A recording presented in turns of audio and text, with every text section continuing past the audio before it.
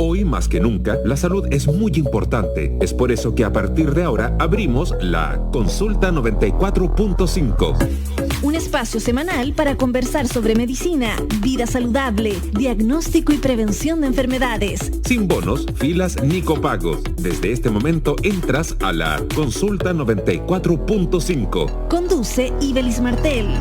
Un programa de Santiago TV y USACH 94.5. La radio de un mundo que cambia y se sana. Hola, ¿qué tal? Bienvenidos y bienvenidas a este espacio que abrimos en la 94.5 para hablar de salud, de medicina y que también abrimos en Santiago Televisión y que llamamos Consulta 94.5. Los vamos a estar acompañando este fin de semana para conversar de vida saludable, de prevención de enfermedades, de distintos aspectos de la pandemia y también del diagnóstico y tratamiento de distintas patologías, y para ello vamos a estar invitando a esta Consulta 94.5 a especialistas de distintas áreas de la medicina y de la salud. Hoy día, por ejemplo, vamos a estar conversando sobre la alimentación en el invierno. No es novedad que muchos y muchas tendemos a comer comidas más ricas en calorías durante el invierno debido a las bajas temperaturas, y nunca está de más recordar las recomendaciones para alimentarnos adecuadamente en días de frío y también en días de pandemia. Hoy además vamos a estar indagando en la trombosis, cuáles son las principales causas de este problema que estuvo muy latente en las conversaciones sobre los efectos secundarios de las vacunas. Esto porque surgieron algunos casos muy específicos y poco frecuentes de personas que recibieron la vacuna de Oxford y AstraZeneca, al igual que la vacuna de Johnson, y que presentaron este problema, que presentaron trombosis. Sin embargo, hoy día queremos ir más allá de ello y conocer las causas más comunes de la trombosis. Recordarles que estamos en el mundo virtual, estamos en santiagotelevisión.cl y estamos en radiosach.cl. También estamos en todas las redes sociales, estamos en Twitter, en Facebook, en Instagram, en YouTube, en todo el mundo virtual. Somos @radiosach y @santiago.tv, Santiago abreviado, santiago.tv. Y también tenemos un WhatsApp para que nos dejen sus saludos, sus preguntas a nuestros especialistas y también nos propongan temas que quieren que vayamos abordando en el programa. Y ese WhatsApp de Radio Usach es el +569 8881 5017, +569 8881 5017, y les doy nuestra última coordenada para que nos lleven a todas, pero todas partes con ustedes en su teléfono celular, porque hay una aplicación llamada Radio Usach, la app de Radio Usach, que ustedes pueden bajar en nuestro celular. En cada uno de sus celulares nos pueden llevar con ustedes. Ahí está todo el contenido de Santiago Televisión y por supuesto de Radio Usach. Habiendo dado entonces todas las coordenadas para ya abrir la Consulta 94.5, nos vamos a una pequeña pausa y volvemos inmediatamente con Consulta 94.5.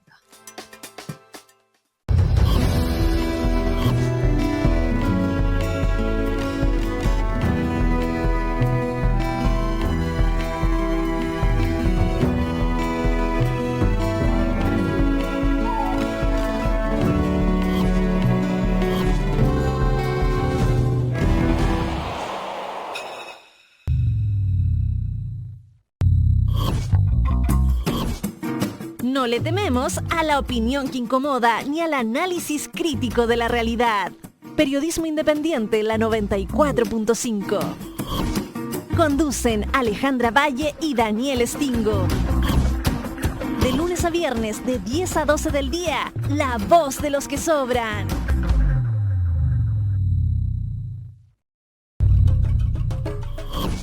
La arquitectura, el arte y el paisaje son elementos vitales para entender el pasado creativo de las civilizaciones. Evidencian la evolución en la historia de la humanidad.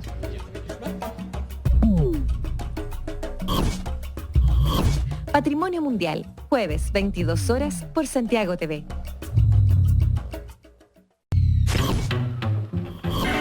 Esta semana en Mentes Brillantes conoceremos a Ricardo Huawi, Premio Nacional de Ciencias Aplicadas 2012. Me siento privilegiado en muchas cosas. Y si alguien me dio privilegio, los tengo que usar y los tengo que poner, yo personalmente pienso, al servicio de otros. Mentes Brillantes por Santiago Televisión. Haciendo la reforma es lo más hermoso que pudimos haber hecho en nuestras vidas. Contar la historia de nuestros espacios sociales y educativos construye un patrimonio invaluable de vital importancia para las nuevas generaciones. El Laboratorio Central de Televisión Educativa de la Vicerrectoría Académica ha iniciado este año sus actividades de investigación y experimentación en el medio televisión. Nuestra historia, martes 14 horas por Santiago Televisión. ¿Estás viendo?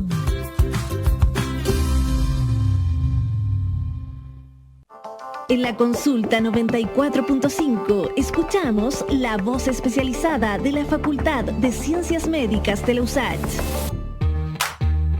Y estamos de regreso en Consulta 94.5 porque queremos hablar de alimentación saludable en el invierno, con el frío. Además, con la pandemia, no es raro que algunos y algunas aumentemos el consumo de alimentos ricos en calorías.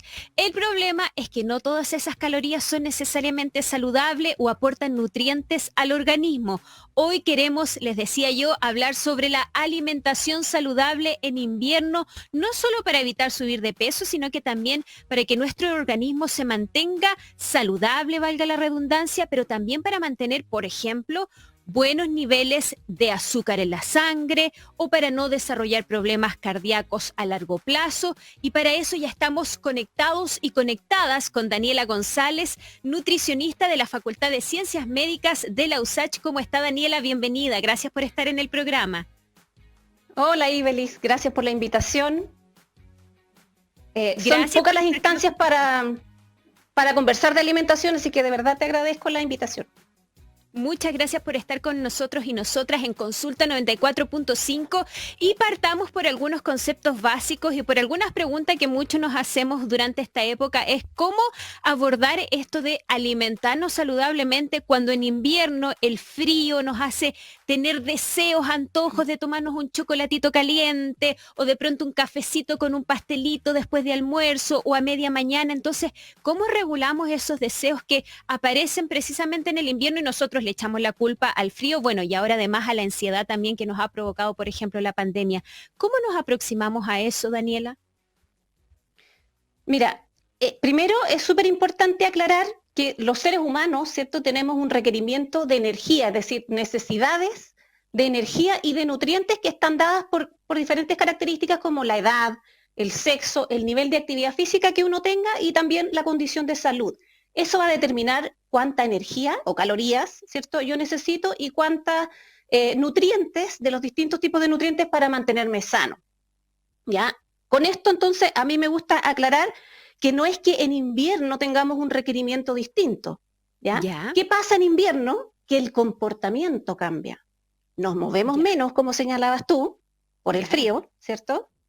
Y aumenta el gusto por comer cosas que son de alta densidad energética, o sea, concentrados de azúcar, de grasa, de sal, chocolate y todas esas cosas que mencionabas tú, que por cierto que son muy ricas, ¿ya?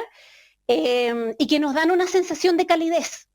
Y por otra parte, se pierde el deseo de comer alimentos frescos, como frutas y verduras, que sabemos que son alimentos abundantes en agua, que tienen pocas calorías, que son altos en nutrientes, en fibra, en antioxidantes. Entonces, la idea es que hoy día conversemos acerca de cómo mantener esos hábitos saludables y no quedarnos tan quietos y cambiar el tipo de alimentación en invierno, porque cuando estos cambios que yo te menciono se prolongan en el tiempo, ahí sí tienen un impacto en el estado nutricional. ¿De cuánto tiempo estamos hablando, Daniela, cuando usted nos dice se prolongan en el tiempo, cuando ya se transforman en hábito y ya no lo remitimos solo al invierno, sino que a todo el año prácticamente? Entonces, ¿cómo lo hacemos? Usted nos decía, vamos a hablar de cómo lo hacemos. Sí. Yo te decía que baja los deseos de comer alimentos frescos, frutas y verduras, ¿ya? Entonces, uno de los consejos que yo siempre doy es tratar de incluir en nuestras preparaciones las verduras, que es súper fácil de hacer en invierno porque podemos preparar guisos, sopas, las carbonadas, las cazuelas, eso tiene mucha verdura, ¿ya? Y eso lo podemos utilizar. Otro consejo súper importante, saludable, inteligente para invierno, es aumentar el consumo de legumbres. ¿Ya? Las legumbres son alimentos que tienen un buen aporte proteico, por ejemplo, que tienen alta cantidad de fibra, que los chilenos comemos muy poca fibra, ¿ya? Que tienen poca grasa, ¿ya? Entonces, y además son calentitos y nos dan esta sensación de bienestar. Entonces, si logramos aumentar el consumo de legumbres, ya estaríamos haciéndonos un favor en cuanto a alimentación durante el invierno. Ya. ¿Ya? Otro consejo importante es acordarnos de los horarios de alimentación. Ya. Intentar respetarlos, porque también hay días, yo entiendo, estamos en pandemia, muchos de nosotros tenemos la posibilidad de estar en nuestra casa, ¿cierto? Y hay días en que nos dan ganas de levantarse por el frío que hace y uno se quiere quedar más rato en la camita, ¿ya? Pero importante respetar los horarios de alimentación, hacer comidas que me dejen satisfecho, porque si yo tomo un desayuno demasiado liviano, eso me va a invitar a comer entre el desayuno y el almuerzo. Entonces, si yo tomo un buen desayuno, voy a llegar al almuerzo y voy a poder ayudarme, ¿cierto?, a mantener un estado nutricional que tiene un impacto en el estado de salud general. O sea, aquellas personas que se toman un cafecito nada más en la mañana de desayuno y con eso les basta, probablemente a media mañana o al poco rato van a sentir hambre y van a querer comer algo contundente, y ahí es cuando nos tentamos con estas otras cosas, ¿no? Los pastelitos o los sándwiches, qué sé yo. Antes de avanzar, Daniela, usted nos decía insertar las legumbres en nuestra alimentación, porque las legumbres nos satisfacen y además nos aportan proteínas y otros nutrientes. ¿Cuántas veces a la semana? Uno siempre escucha una vez a la semana, pero ¿debiese ser más de pronto? Sí, mira, las guías alimentarias, que son como las normas que tenemos en Chile para alimentarnos correctamente, dicen que al menos 2 veces a la semana. ¿Ya? Ya. Las legumbres, la verdad es que es un alimento que si tú aumentas la frecuencia no va a tener un daño. Siempre, obviamente, ya vamos a tener cuidado con el tamaño de las porciones, ¿ya? Porque Perfecto. no significa que nos comamos una olla de lentejas, pero sí una porción adecuada, ¿cierto? Ojalá 2 veces a la semana, y si es más, también, ¿ya? Las legumbres también se pueden consumir como ensaladas, son bastante diversas, pero como hace frío, la preparación típica del guiso es como súper adecuada para el invierno. Perfecto, usted nos hablaba de las porciones. ¿Cómo saber cuál es la porción adecuada para mí? Porque la porción que es apropiada para mí no va a ser la que es apropiada para mi marido, o para mi pololo, mi polola, para mi papá, para mis hijos, para mis sobrinos. Entonces, ¿cómo saber qué es lo adecuado en términos de tamaño, de proporción para mí? Sí, ese es un problema súper grande, porque si tú te haces memoria, ya en el tiempo el tamaño de los utensilios que utilizamos para comer han ido creciendo. Antes las tazas eran así chiquititas y ahora tomamos en un tremendo tazón. Pasa lo mismo con los platos, ¿ya? Entonces, una de las formas que tenemos para ayudarnos es tratar de elegir aquellos platos que son más pequeños, ¿ya? Tratar de evitar estas porciones con baranda, como digo yo, que son como demasiado llenos el platito, ¿ya? Efectivamente, todos tenemos necesidades distintas, ¿ya? Los niños están en crecimiento, los adolescentes están en un rápido crecimiento y por lo tanto requieren más energía, ¿ya? Entonces, en esos casos, se puede aumentar o se debe aumentar, ¿cierto?, las porciones o la frecuencia o la cantidad de alimentación. Pero una persona adulta, ¿ya? No estoy hablando de un atleta de alto rendimiento, una persona adulta, que en general los chilenos somos súper sedentarios, ¿ya? Tratar de mantener las porciones pequeñas, ¿ya? Una porción adecuada para evitar caer en un exceso. Ya, y con porciones pequeñas, porque lo que es pequeño para mí puede no ser pequeño para otra persona.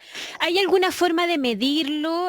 ¿Alguna forma de que uno pueda saber, ok, para mí esta es una porción pequeña? En alguna oportunidad escuché, por ejemplo, tomar en cuenta el tamaño del puño de la mano que uno tiene. ¿Hay algún dato que nos pueda dar como referencia para aquello? Sí, el tamaño del puño es una súper buena referencia, porque va a variar también de acuerdo a mi tamaño corporal, ¿cierto? Si yo tengo un puño más grande, un puño más chiquitito, ¿ya? Y lo otro que usamos siempre, los nutricionistas, son las medidas caseras. Por eso cuando yo hablo de plato, no me refiero a un plato gigante, sino que me refiero a un platito estándar, ¿ya?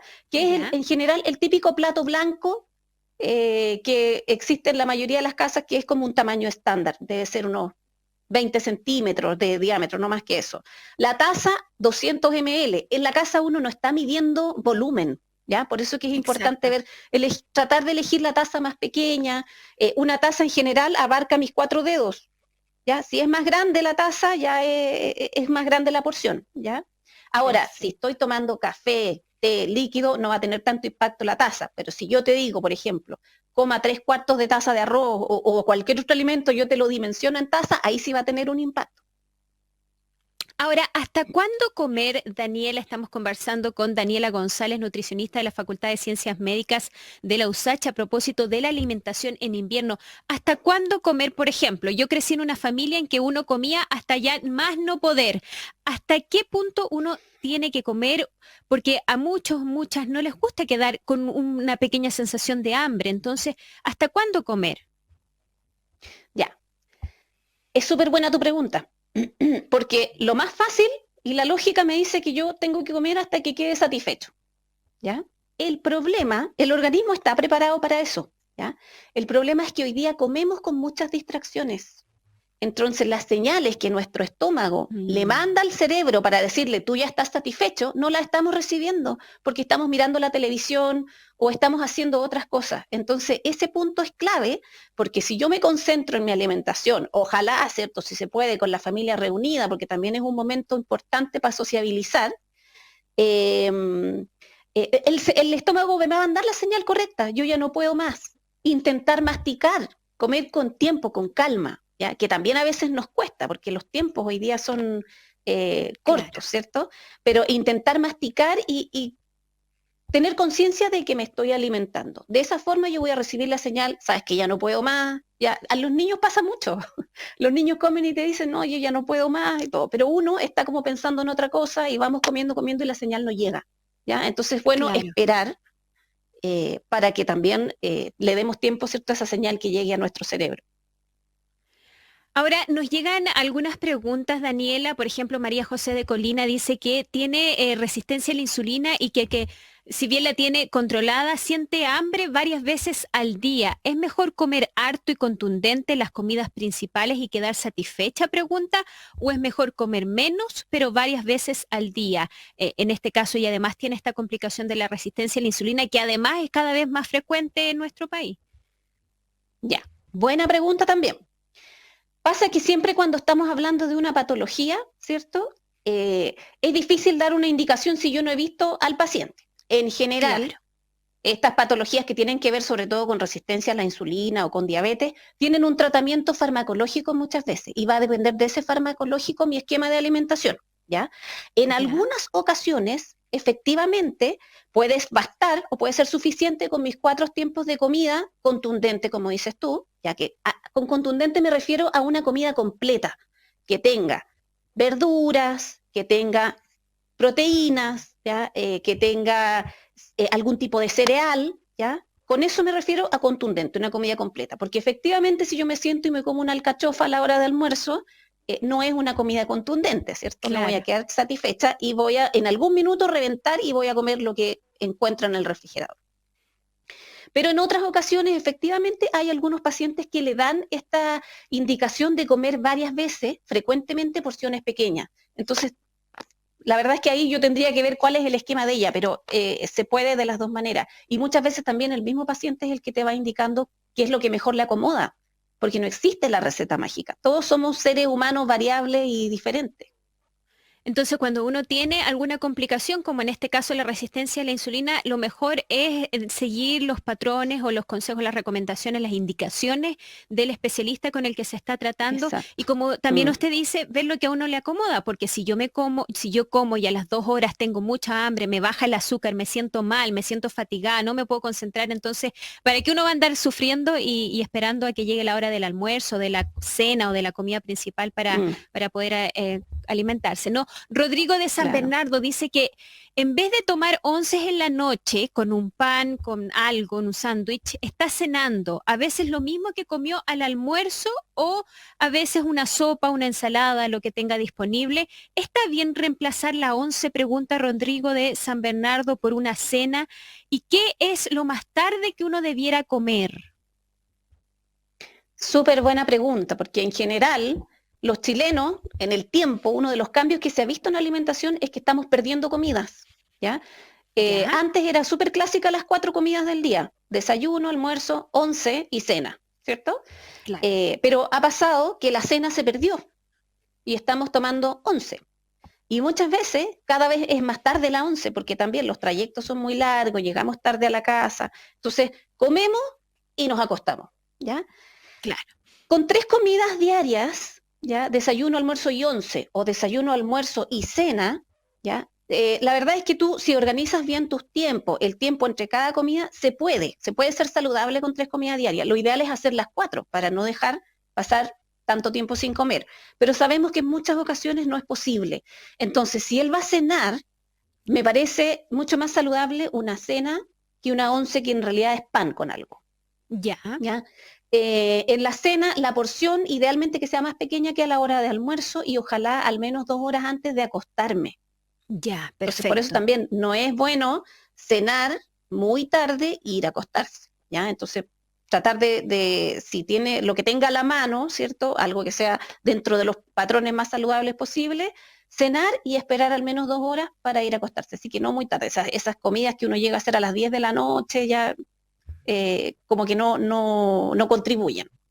Perfecto. Y cuando hablamos de cenar en la noche, estamos hablando, por ejemplo, si muchos cenan lo mismo que almorzaron, dejaron algo guardadito para entonces llegar directamente a comer, ¿estamos hablando de que podemos comernos un pedazo de carne o pollo con arroz o de qué estamos hablando en la cena? Sí, tratar de, como digo yo, achicar la porción de lo que comí en el almuerzo. Si en el almuerzo comí tallarines, por ejemplo, con carne, yo en la noche o en la tarde-noche, ¿cierto? Tipo 8 de la noche, yo puedo volver a repetir la misma preparación, es lógico, si no vamos a estar cocinando muchas veces en el día para comer tan diferente, ¿cierto? Claro. Pero una porción más pequeñita de la que me comí en el almuerzo, y ojalá acompañada de alguna ensalada, ¿ya? Que haga que yo quede satisfecho, pero que mi comida sea más liviana. Porque en la noche el organismo tiene que dedicarse a los procesos que están relacionados con el sueño. Entonces, la digestión no va ahí. Ahí es donde tenemos problemas de sueño. Los chilenos estamos durmiendo cada vez menos y cada vez más mal, ¿ya? Entonces, tiene que ver con eso, ¿ya? Como dices tú, si yo comí pollo con arroz, tratar de en la noche comerme el pollo con una ensalada, ¿ya? O una ensalada con un huevo, si es que no tengo nada más a la mano, ¿cierto? Eso es algo más práctico, más saludable. Una sopa, ¿ya? O sea, o una crema, ¿ya? Que me deje un poquito más satisfecho. Perfecto. Fabiana de Pudahuel dice que ella trata de tomar harta agua, pero en invierno por el frío toma más té y aguas de hierbas. Uno debe tomar 2 litros, todo el mundo dice que uno debe tomar 2 litros de agua, además del consumo de té o sopas. ¿Está bien reemplazar el consumo de té por aguas de hierba? Y si uno se toma una agüita de hierba calientita después de almuerzo, ¿ayuda a quemar grasas? Entonces tenemos varias preguntas de Fabiana. Sí. Si uno sumando el consumo de té, de café, de sopa, ¿eso le añade uno a los 2 litros? ¿Le añade a eso 2 litros más de agua? Y si está bien consumir hierbas, harta agua de hierba durante el invierno que hace tanto frío. Y además, si es verdad que las agüitas de hierba después del almuerzo, me imagino depende de qué tipo de hierba, ¿no? Pero ayudan a quemar grasa. Ya. Otra pregunta súper buena, po. Tenemos que a veces se nos olvida hidratarnos en invierno. Y la hidratación es tan importante como yo te contaba, las estaciones del año no determinan si tengo que hacerlo o no, ¿ya? Es tan importante hidratarse en verano como en invierno. Ahora, cuando uno dice 2 litros, que es la generalidad, ¿cierto? También puede variar persona a persona, pero es aproximadamente 2 litros. Yo estoy considerando los té y las infusiones, ¿ya? No es necesario que yo me tome un té y además 2 litros de agua.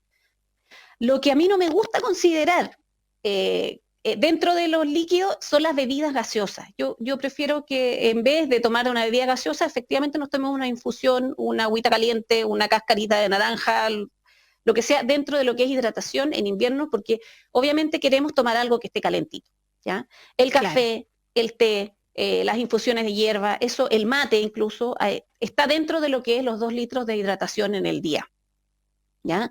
Ahora, cuando tú me preguntas si ayudan a quemar grasa, lamentablemente no están para eso las agüitas de hierba. Es una tristeza tremenda, porque todos quisiéramos poder ayudarnos con algo así, ¿ya? Hay algunas bebidas, como el café o el mate, que efectivamente aceleran un poquito el metabolismo, pero no es suficiente para decir que es un quemador de grasa, ¿ya? Lamentablemente lo que quema grasa es moverse, hacer ejercicio, ¿ya? Y otra cosa importante, las infusiones de hierba, las agüitas, los té, efectivamente son muy nos hacen sentir bien, ¿cierto? Porque están calientitos en invierno. Tienen muchas propiedades, pero también, ojo, porque hay algunos té, agüitas de hierba, que tienen elementos que compiten con la absorción de nutrientes. Y eso no se conoce mucho. Entonces, bienvenidas todas las agüitas que yo me quiera tomar, pero ojalá alejado también 1 hora o 2 horas entre comidas. No tomarme el almuerzo e inmediatamente el té. Porque, por ejemplo, el hierro que yo puedo estar obteniendo en esa comida va a competir con elementos que están presentes en el té. Entonces yo almuerzo, hago mi comida, mi desayuno, y en un ratito más, entonces, el té o la infusión de hierba. ¿Ya? Dejar pasar un poquito el tiempo. ¿Qué hierbas específicamente son aquellas que interfieren en mayor medida con la absorción de nutrientes? Principalmente el té negro, té verde, que Ceilán, el té que es como la bebida más popular. Entonces tratar de evitar eso. Por eso que, por ejemplo, es súper típico de las abuelitas, la cascarita de limón, la cascarita de naranja, eso tiene un rico sabor, nos hace sentir bien, ojalá endulzados sin azúcar. Perfecto. Y entonces ya nos da la sensación de bienestar. Perfecto. Nos quedan 30 segundos, Daniela. ¿Alguna última recomendación que se nos queda o que se nos esté quedando en el tintero para este invierno, para tener en cuenta cómo alimentarnos de manera saludable, nutritiva durante esta pandemia, además, que nos tiene a todos tan inmóviles a muchos? Sí, bueno, eso que tú mencionaste, intentar, yo sé que no es tan fácil muchas veces, pero intentar mantenernos activos. Segundo, volver a preparar alimentos. Lo que nos hace falta hoy día, estamos comiendo muchos ultraprocesados y poca comida preparada, comida real, ¿ya? Entonces volver a las lentejas, a los porotos, los garbanzos, a las cazuelas, las carbonadas, volver a las preparaciones. Hoy día es una de las cosas buenas que ha traído la pandemia, que estamos muchos volviendo a cocinar, ¿ya? Tenemos esta posibilidad. Y la última cosa, que no es un secreto, en realidad es un consejo que siempre doy, es la lectura de las etiquetas de los alimentos. Hoy día tenemos sellos de advertencia que nos orientan de una mucho mejor manera a seleccionar alimentos que sean apropiados para mí, ¿ya? En el caso, por ejemplo, de esta amiga que era resistente a la insulina, ella puede mirar los sellos y si dice alto en azúcar, entonces ese no lo voy a consumir, ¿ya? Si tengo entonces una hipertensión, alto en sodio, no lo voy a consumir, ¿ya? Entonces, siempre fijarnos en las etiquetas, que sea una costumbre comprar basándome en la etiqueta. Así que ese sería un consejo clave. Perfecto. Daniela González, nutricionista de la Facultad de Ciencias Médicas de la USACH, muchísimas gracias por habernos acompañado en Consulta 94.5. Vamos a estar invitándola para más adelante. Se acercan a fin de año también las fiestas patrias, después viene la fiesta de fin de año, entonces vamos también afectando nuestra alimentación de acuerdo al periodo del año, así que la vamos a tener de manera recurrente en el programa. Muchas gracias, Daniela, por esta conversación y que tenga una bonita jornada. Chao, chao. Gracias a ustedes, chao. Y nosotros y nosotras hacemos una pequeñísima pausa en Consulta 94.5 y ya volvemos con más salud, medicina y prevención de enfermedades. Hoy en Mysteries of the Giants conoceremos al megalodón, un tiburón gigante que dominó los océanos prehistóricos durante 16 millones de años, y a los perezosos gigantes que sufrieron los cambios climáticos más impactantes de la historia. No te pierdas Mysteries of the Giants por Santiago Televisión. Una vez dije que el juguete que me regaló mi papi de chico se transformó en mi pasión de grande. Ese fue la bicicleta. Planté tulipán, hice artesanía. O sea, intenté reemplazarlo con cualquier actividad y me volví a volar. Yo voy y muestro algo de una forma diferente y dicen fabuloso, eso es lo que quiero. Nunca le tuve miedo al mar. Miedo a otras cosas quizás. Por ejemplo, al invierno, a la indiferencia. No te pierdas en Charlas del Futuro a John Ryan y a John Quackenbush. To decipher.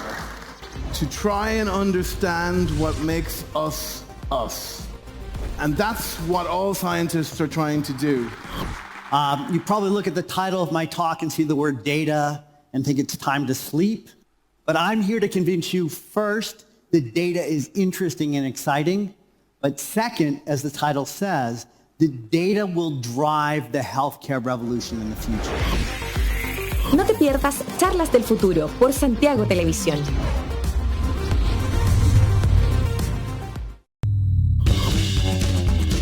Un camaleón y un niño del sur.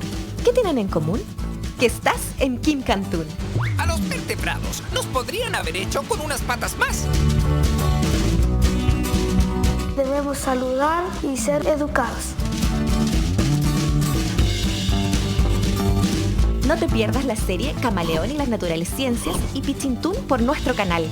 Todos los fines de semana desde las 8 horas por Santiago TV.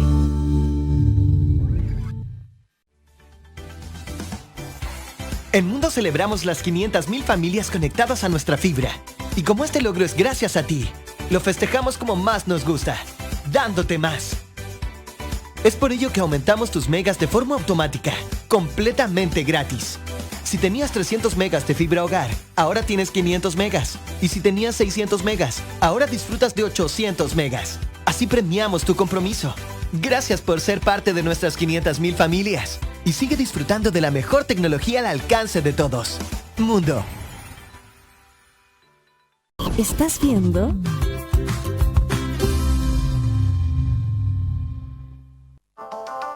A partir de ahora te recetamos la cápsula informativa. Información relevante para la consulta 94.5. Estamos de regreso en Consulta 94.5. Les recordamos además que estamos en radiosach.cl y en todas las redes sociales, en Twitter, en Facebook, en Instagram. Somos @radiosach y @santiago.tv. Además quiero contarles que estamos en Spotify y en todas las plataformas de podcast y nos encuentran ahí en ese espacio como Consulta 94.5. Además nos pueden ver en la señal 50.1 de la televisión abierta digital o en el canal 124 de Sapin TV y también en el canal 522 de Mundo Pacífico.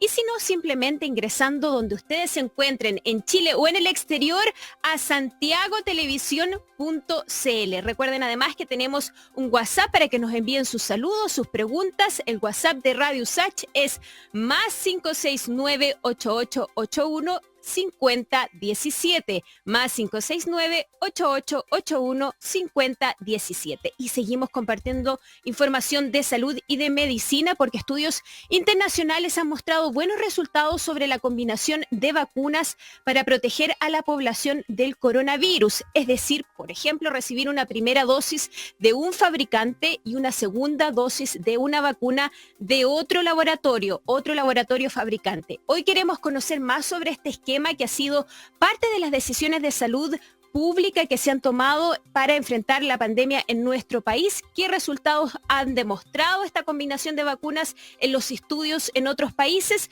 De todo ello nos cuenta Iván Rimaza. En Chile, quienes recibieron una primera dosis de la vacuna de Oxford AstraZeneca y que son menores de 45 años podrán completar su esquema de inoculación recibiendo su segunda dosis de la vacuna de Pfizer. Esto luego de los efectos adversos presentados por un paciente de 31 años durante el inicio de su inmunización. La doctora Vivian Luxinger, académica de virología del Instituto de Ciencias Biomédicas de la Facultad de Medicina de la Universidad de Chile, afirma que los efectos adversos como la trombosis son muy poco frecuentes. Mantengan la calma porque si este efecto adverso fue asociado con esa vacuna, no debería presentarse con otro tipo de vacuna. Obviamente se entiende que estén asustados, pero es muy importante recordar que el riesgo de tener una enfermedad grave por COVID-19 es muchísimo mayor que no estar vacunado, no completar el esquema de vacunación, que el efecto adverso que pueden producir las vacunas. La misma doctora Vivian Luxinger explica cómo identificar cualquier síntoma de trombosis tras haber recibido ya sea la vacuna de AstraZeneca o la de Johnson & Johnson, que son las que han registrado este tipo de complicaciones. Y recordar que estos efectos adversos han sido 1 o 2 semanas posteriores a la vacunación. Por lo tanto, tenerlo presente y que si la persona comienza en este periodo de tiempo con un brusco inicio de un dolor intenso de cabeza, abdominal o en otra zona, consultar, darle antecedente de la vacunación para que puedan tratarlo oportunamente. Si lo tratan oportunamente, el paciente se recupera sin mayor problema. Sobre el uso combinado de vacunas, un reciente estudio encabezado por investigadores de la Universidad del Saar en Alemania descubrió que las personas que se vacunaron primero con AstraZeneca y después con Pfizer mostraron una respuesta inmune más fuerte que aquellos que recibieron 2 dosis de la misma vacuna. Lo detalla la misma especialista. Y en este estudio mostraron que la respuesta inmune de estas personas vacunadas era tan buena como las que recibieron 2 dosis de la vacuna Pfizer y mejor que las que recibieron las 2 dosis de vacuna AstraZeneca. Estudiar el resultado de la combinación de vacunas es muy importante, según explica la experta, para poder evaluar, por ejemplo, la efectividad y seguridad de otorgar una tercera dosis con Pfizer para quienes recibieron sus primeras 2 dosis con Sinovac. Y estamos de regreso en Consulta 94.5 abordando temas de salud. Hoy en particular queremos seguir hablando de la trombosis, que consiste en la formación de trombos o coágulos en el sistema circulatorio de nuestro organismo. Estos trombos pueden ser arteriales o venosos y pueden afectar a cualquier órgano interno del cuerpo o a la circulación general. Hoy queremos conocer más sobre la trombosis y para ello recibimos en esta Consulta 94.5 a Iván Palomo, director del Centro de Investigación en Trombosis de la Facultad de Ciencias de la Salud de la Universidad de Talca. Además es tecnólogo médico, es doctor en Ciencias Biomédicas y coordinador principal de la Red Interuniversitaria de Envejecimiento Saludable de las Universidades Estatales. ¿Cómo está, Iván? Muchas gracias por estar con nosotros y nosotras en Consulta 94.5. Hola, ¿qué tal? Buen día. Gracias por la invitación. Encantado de poder conversar contigo sobre trombosis. Y comencemos entonces, profesor, por lo básico. ¿Cuáles son las principales causas o factores de riesgo que influyen en la formación de trombos? Y de pronto, de nuevo, un poco expandamos esta definición que yo les entregué al comienzo sobre qué es la trombosis. Sí. Tal vez me pareció una muy buena definición así simplificada de lo que es una trombosis, sí, para entrar en el tema, que básicamente, como tú dijiste, es la formación de un coágulo de sangre en el interior de una arteria o de una vena. Ya. Pensando en los telespectadores, la audiencia. Auditores, claro, también. ¿Ya? Pero entiendo que estás con imagen también. Ya, sí. Entender primero que existen en el sistema circulatorio, ¿ya?, existen arterias y venas y que están comunicadas entre ellas, ¿ya? En un extremo en que es el calibre más pequeño que se llaman capilares. Entonces, todo este sistema circulatorio comunicado entre ellos y que tiene un elemento central que es el corazón, el que lleva la sangre desde el corazón hacia los tejidos, al pie, a la mano, al hígado, al cerebro, a todos lados, ¿ya? Porque ahí lleva oxígeno adentro de los glóbulos rojos y también lleva nutrientes, ¿ya? Esos elementos. Y de regreso la sangre regresa por las venas al corazón de nuevo, ¿ya? Pero primero pasa por los pulmones donde se oxigena y después el corazón nuevamente lo lleva, le envía la sangre a los tejidos, ¿ya? Ese es el sistema como está funcionando. Entonces, el coágulo los coágulos podrían estar en alguna arteria, ¿ya?, o en alguna vena. Entonces, hay causas que son causas clásicas de trombosis en arterias y trombosis en venas. Y partamos por las causas más clásicas. En el caso de las trombosis arteriales, y que vamos a ir poniendo tal vez algunos ejemplos, ¿ya?, que en el caso de una trombosis arterial, por ejemplo, es una trombosis a nivel de las arterias coronarias, por cierto, en el corazón, o una trombosis a nivel de una arteria cerebral. También puede ser en arterias periféricas, como en las piernas, por ejemplo. O bien una trombosis de tipo venosa es más característicamente en venas de las extremidades inferiores, preferentemente. Es porque en el primer caso, en la trombosis de tipo arterial, en las cuales, pensando en las causas más clásicas, los factores de riesgo más clásicos, la trombosis a nivel arterial ocurre porque tiene que existir un daño en el interior del vaso sanguíneo. Y ese daño ocurre a través del tiempo, en realidad. pasan años, en que hay factores de riesgo como la hipertensión, como la obesidad o sobrepeso que se asocia, por ejemplo, a diabetes o síndrome metabólico. Eso va causando una alteración a nivel de la capa interna de la arteria, que se llama endotelio. Entonces, eso favorece que se vayan uniendo células allí y que vaya acumulándose en el interior de ese vaso sanguíneo colesterol, entre otros elementos. Eso por una parte, en las arterias. Pero en las venas, la causa no es por un daño en general en el interior del vaso, sino que es porque el retorno de la sangre está enlentecido. Y en ese sentido hay ciertos factores de riesgo también, que son más para la trombosis de tipo venosa, ¿ya? Como por ejemplo, un accidente importante que lleva a que la persona esté en forma estática, horizontal, mucho tiempo, o una cirugía importante, aunque hoy día en los tiempos actuales se toman precauciones al respecto en esa cirugía, ¿ya? También el cáncer tiene una importancia en la trombosis venosa. En ambos tipos de trombosis en realidad hay más de uno, pero voy a destacar uno, que es la edad. A mayor edad hay más posibilidades de desarrollar trombosis, ¿ya? Y eso es porque la verdad es que con la edad van ocurriendo cambios biológicos en distintos tipos de células, ¿ya? Y que eso es, voy a decir, irreversible. Solo que, pero también lo debo precisar a propósito de la red interuniversitaria en envejecimiento, lo preciso, ¿ya? Existen envejecimientos más o menos saludables. Más o menos saludables, ¿ya? Y en ese sentido, y a propósito de tu entrevista anterior, disculpa. Sí, estamos en invierno, doctor, así que hay que tomar cafecito y un poquito de café al pasar aquí, ¿ya? Eso. Y a propósito de la entrevista con la nutricionista, ella hablaba de alimentación saludable, ¿ya? Y claramente ahí hay una alimentación saludable y actividad física.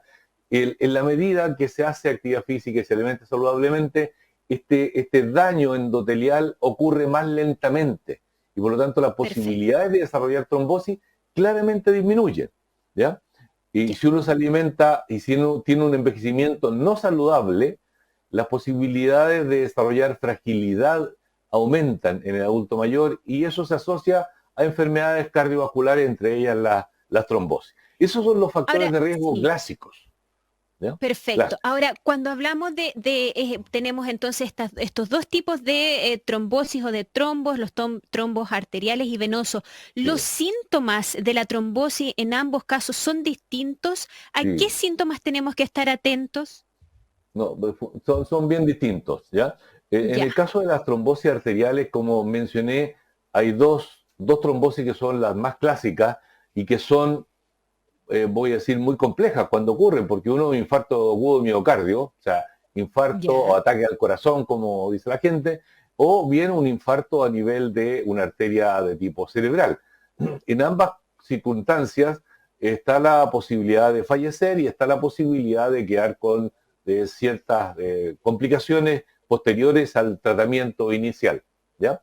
Y en el caso más clásico, que es el infarto agudo de miocardio, se caracteriza preferentemente, aunque no exclusivamente, por un intenso dolor. Quienes lo han sufrido y también que tengo conocidos, amigos cardiólogos, describen que el infarto agudo de miocardio es un intenso dolor al pecho con irradiaciones, no siempre, pero irradiaciones hacia el brazo del lado izquierdo. Ese es un elemento muy, muy central. Y en el caso de las trombosis venosas, que son fundamentalmente en las piernas, vi unas imágenes que estaban ahí proyectando, ya que son muy características de eso. La trombosis a nivel de venas periféricas, particularmente de las extremidades inferiores, ahí en esa imagen se veía que se iban acumulando glóbulos rojos, claro, porque hay una detención del flujo sanguíneo, ¿ya? Y entonces lo que ocurre preferentemente en estas trombosis venosas es que aumenta el volumen, Si uno compara la pierna dañada con la pierna del trombo, con la pierna sin trombo, claramente va a estar aumentada de volumen. Se pone y duele el recorrido de la vena donde está la trombosis. Al tacto también molesta y puede cambiar de color también y aumentar de volumen, ¿ya? Y hay un signo que desde el punto de vista médico se evalúa, que es al presionar. Normalmente, si uno presiona una piel en alguna parte del cuerpo, se retorna rápidamente a la normalidad. En este caso se mantiene esa presión, se mantiene esa concavidad producida por la presión que se ejerce. ¿Ya? Ese es un elemento que también se considera. Pero esos son características clínicas, pero que tienen que ser confirmadas con exámenes que se realizan. Por ejemplo, en el caso de infarto agudo miocardio, entre otros exámenes, un electrocardiograma, ¿ya? En el caso de la trombosis venosa profunda a nivel de pierna, existen los Doppler o ecodoppler, que se ve a través de ultrasonido el recorrido de la sangre en la vena. Esos son elementos que clínicamente se utilizan.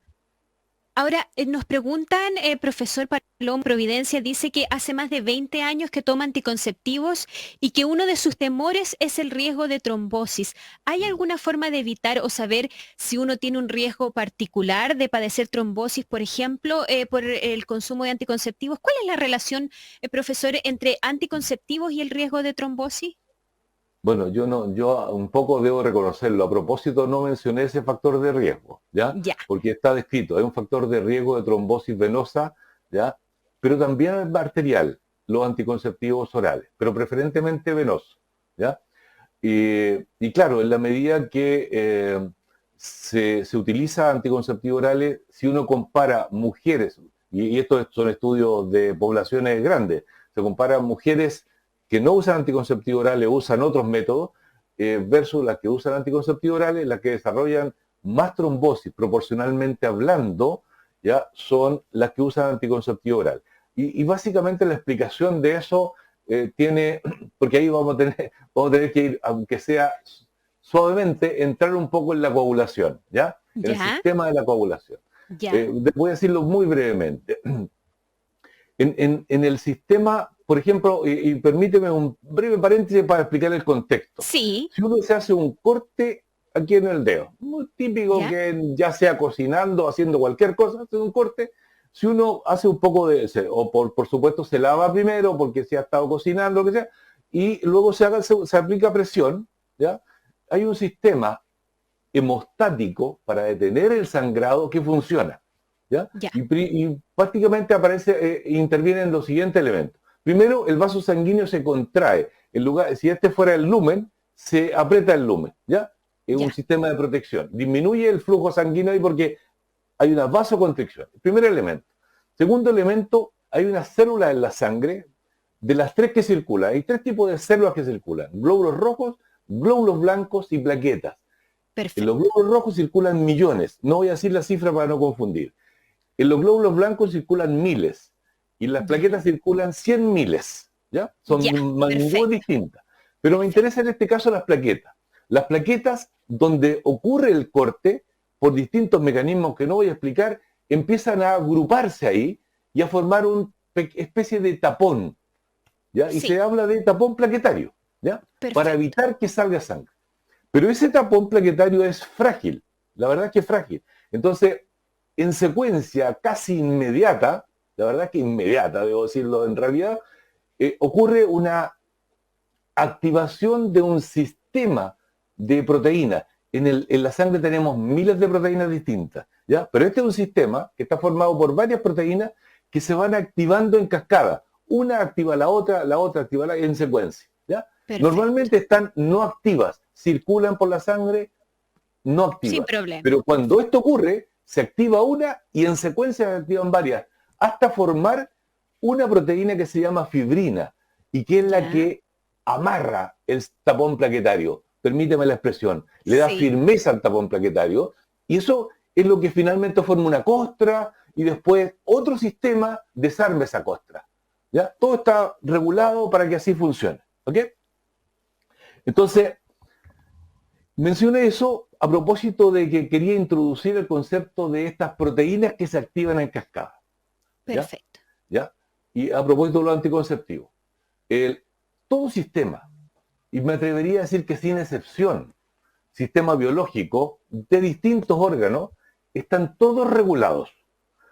Por ejemplo, este sistema en cascada tiene varias regulaciones para que no se active mucho. Ya. Activación al inicio, pero regulación al inicio, al medio, al final. ¿Ya? Y no los voy a mencionar los reguladores, pero hay varios reguladores. ¿Ya? Entonces, lo que ocurre en el caso de los anticonceptivos orales es que se ha observado que algunos de esas proteínas que se llaman factores de la coagulación aumentan en cantidad, ¿ya? En la sangre. Si uno normalmente tenía una expresión de cantidad de 2, aumenta a 2,5. No son números reales, solo estoy dando una idea. ¿Ya? Sí. Aumenta cantidad. Y por lo tanto hay más posibilidades de que esta cadena en cascada aumente y se forme fibrina. Esa es una posibilidad. Perfecto. Y por otro lado, los reguladores que van frenando la coagulación disminuyen, algunos de ellos. Entonces, por una parte, aumenta la posibilidad de desarrollar fibrina y los que van frenando esta formación disminuyen. Entonces, ese desbalance que ocurre en algunas personas, puede favorecer el anticonceptivo, este desbalance y por lo tanto desarrollar trombosis. Estamos conversando con el doctor Iván Palomo, doctor en Ciencias Biomédicas del Centro de Investigación en Trombosis de la Universidad de Talca. Profesor, nos queda muy poquito tiempo, pero ¿cuál es la relación? Y debemos preocuparnos, sabemos que son casos específicos, pero esto de la trombosis también ha salido a la discusión pública producto de los efectos secundarios de algunas vacunas. Entonces, esto genera temor en la población y, por supuesto, aquellos movimientos antivacunas también aprovechan su oportunidad para dudar de la seguridad de las vacunas. ¿Cuál es la relación entre trombosis y vacunas? Sí. Primero, yo soy un férreo defensor de las vacunas, primera cosa, porque aparte de ser doctor en ciencia biomédica, soy magíster en inmunología y tengo unos libros editados en inmunología, entonces sé con absoluta certeza del poder de control epidemiológico de una pandemia en el caso de las vacunas. O sea, primera cosa, ¿ya? Ahora, es cierto que se ha encontrado una relación en algunas vacunas a una tasa de incidencia bajísima, muy baja, ¿ya? De esta relación de trombosis, ¿ok? Y básicamente se explica por lo siguiente. Está estudiado, está demostrado hace no mucho, pero se demostró. Existe, antes de esto de la vacuna, ¿ya? Un mecanismo de trombosis, pero que es una mezcla de trombosis, trombocitopenia. Trombocitopenia es la disminución de la cantidad de plaquetas, ¿ya? Entonces, es una mezcla rara, debo decirlo que es una mezcla rara, pero ocurre. Y ocurre muy poco en Chile, debo decirlo también, porque nosotros hace algunos años lo estudiamos, en muchos casos, ¿ya? Asociado con heparina, lo estudiamos en muchos casos que pacientes que reciben 3 veces a la semana heparina, que son los dializados, ¿ya? Y la verdad es que ellos forman unos anticuerpos, ¿ya? Asociados a heparina, ¿ya? Pero la incidencia de trombosis es muy, muy baja, casi nada, ¿ya? Y entonces ese mismo mecanismo que se asocia con heparina, ¿ya? Se asocia con alguna vacuna, ¿ya? Y básicamente es lo siguiente. Aparece, y permíteme voy a usar cosas que tengo aquí encima de la mesa. La heparina, profesor, es un anticoagulante, ¿no? Es un anticoagulante, sí. Es un tipo de anticoagulante de acción muy rápida y que se utiliza frecuentemente en los hospitales, así muy de diario, ¿ya? Entonces, a propósito que hay otros anticoagulantes también, pero el que para iniciar un tratamiento casi siempre se inicia con heparina. ¿Ya? Entonces, imaginémonos que este es el elemento extraño, que es la heparina y en este caso es la vacuna. ¿Ok? Lo que ocurre es que este elemento en algunas personas, en una muy baja incidencia, genera que nuestro sistema inmune genere unos anticuerpos. ¿Ya?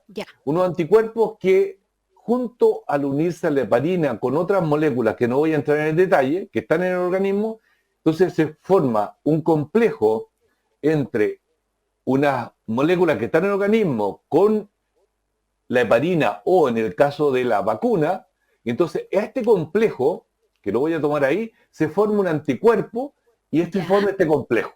Ahora, este complejo de estos 3 elementos, ¿ya? Se unen a un vaso sanguíneo, porque esto está circulando. Entonces se une a un vaso sanguíneo, preferentemente con algún nivel de daño, y allí se genera el trombo, porque se empiezan a unir células, ¿ya? Se empiezan a unir plaquetas, y por eso que... Ahí se nos cayó, con la explicación se nos cayó el micrófono, pero se empiezan a formar plaquetas, ¿nos decía usted? Sí, decía que se van a empezar a juntar ahí plaquetas, también glóbulos blancos, y se va a formar una especie de tapón, que es el coágulo, en definitiva. Pero insisto, esto ocurre a una incidencia muy, muy baja. O sea, esto en ningún caso debe frenar la campaña de vacunación. Y yo aprovecho el momento de invitar a quienes no se han vacunado. Ha pasado su época de tiempo por edades, pero pueden ir prácticamente en cualquier momento los que están rezagados. Perfecto, entonces no temer a la vacunación, además son 2 tipos de vacuna específica, la de Janssen y la de AstraZeneca y la Universidad de Oxford, las que han mostrado estos casos de trombosis que pueden ocurrir, pero ahí también estar atento a los síntomas y usted nos decía una incidencia muy baja. Profesor, sí, muy baja. Se nos acabó el tiempo, hemos conversado con Iván Palomo, director del Centro de Investigación en Trombosis de la Facultad de Ciencias de la Salud de la Universidad de Talca, tecnólogo médico, doctor en Ciencias Biomédicas y coordinador principal de la Red Interuniversitaria de Envejecimiento Saludable de las Universidades Estatales. Profesor, muchas gracias por haber estado con nosotros. Que tenga un bonito día. Igualmente, muchas gracias a ti. Que estés muy bien. Gracias, chao, chao. Y nosotros y nosotras hemos llegado al final de Consulta 94.5. Agradecerle al equipo técnico de Santiago Televisión y de Radio USACH por la puesta al aire de este programa, de este espacio en que hablamos de salud, de medicina, de prevención de enfermedades y de bienestar. Nos encontramos los sábados a las 10 de la mañana en Radio USACH y cada domingo a las 10 de la mañana también en Santiago Televisión. Que tengan un bonito día. Chao, chao. Es momento de cerrar la Consulta 94.5, nuestro espacio semanal para conversar sobre medicina, vida saludable, diagnóstico y prevención de enfermedades. Sin bonos, filas ni copagos. Esto fue Consulta 94.5. Siempre en Santiago TV. USACH 94.5, la radio de un mundo que cambia y se sana.